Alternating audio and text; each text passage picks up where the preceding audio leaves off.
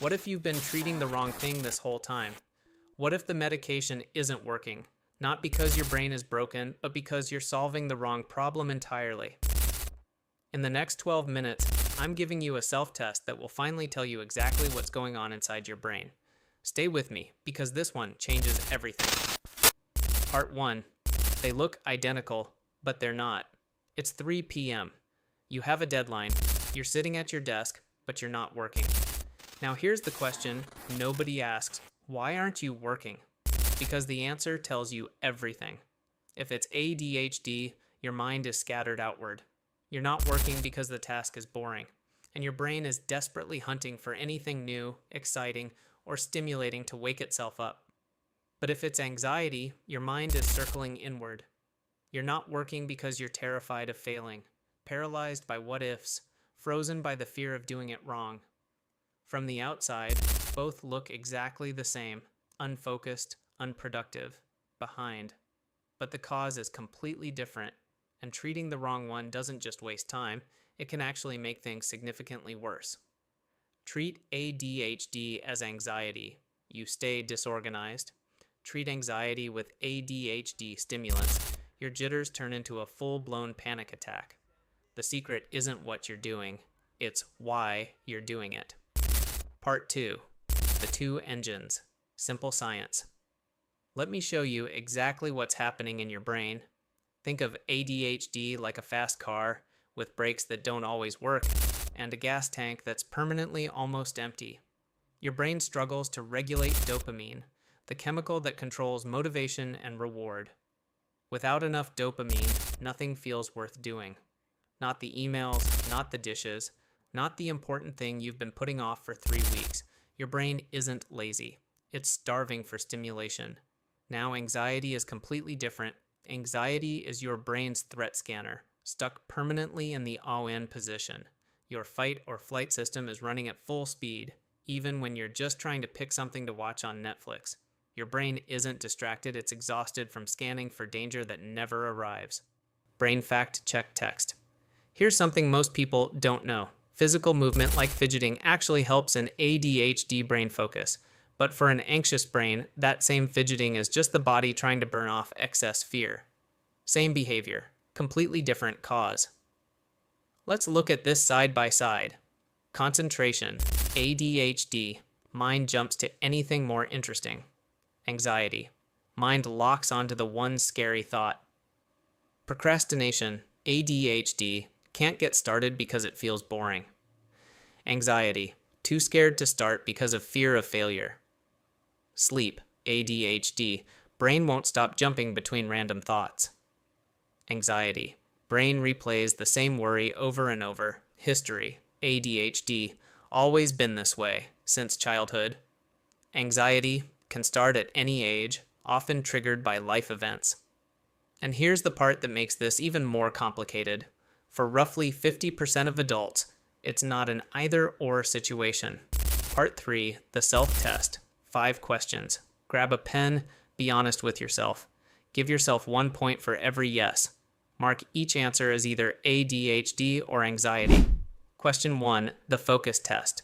Do you struggle to focus even when you are completely calm in a quiet room with no stress? Yes equals ADHD point.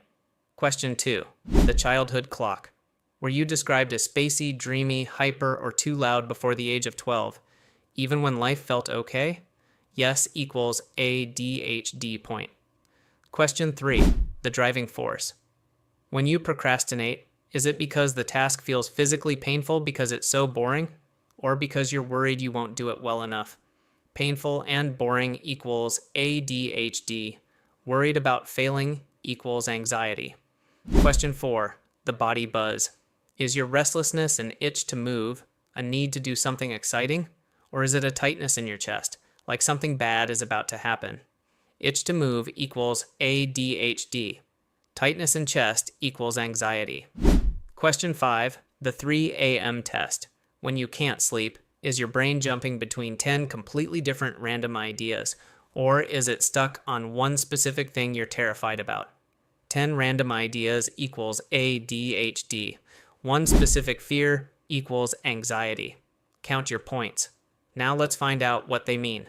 Part 4. What your score actually means. If you scored mostly ADHD points, your brain is seeking stimulation. You don't need more calming techniques.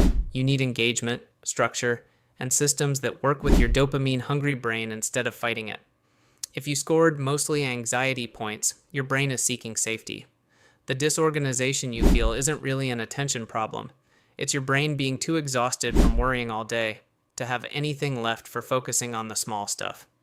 If you scored high on both, listen closely, because this one is critical. Many adults, especially women, use anxiety to mask their ADHD. The fear of failing actually forces you to focus. It works, temporarily, but it leads to complete burnout because you're not actually fixing the problem. You're running on fear instead of genuine focus, and that is not sustainable. Part 5. What to do with this information. Here is your action plan. Step 1. Sequence your treatment. If you have both, the golden rule is treat the most impairing one first. In many cases, ADHD is the root cause, and anxiety is just the reaction to years of struggling with undiagnosed ADHD. When the ADHD gets treated properly, the anxiety often starts to fade on its own. Step 2. Fix your sleep first. Sleep loss makes ADHD look 10 times worse. It makes anxiety 10 times worse. Before you decide your brain is broken, fix your sleep environment. Cool room, dark room, phone out of reach. 1 week of better sleep will tell you more than any medication trial. Step 3. Stop diagnosing yourself alone. Take the notes you made during this test and bring them to a professional. Tell them about your childhood. Were you always like this, or did something trigger it? That one question is the biggest clue any professional needs. Step 4. Use body doubling. If you scored mostly ADHD, just having another person nearby helps you stay on task. Coffee shop, library, video call with a friend. You don't even need to talk to them. Their presence alone regulates your brain.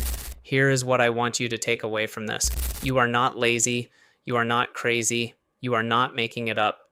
You have a brain that works differently, and you deserve tools that were actually built for how it works. Understanding the difference between ADHD and anxiety is not just an interesting fact. It is the difference between spending years fighting yourself and finally starting to work with yourself. If this video gave you that moment of clarity, hit subscribe. Every week we break down exactly how the ADHD brain works and give you real tools to finally understand yourself.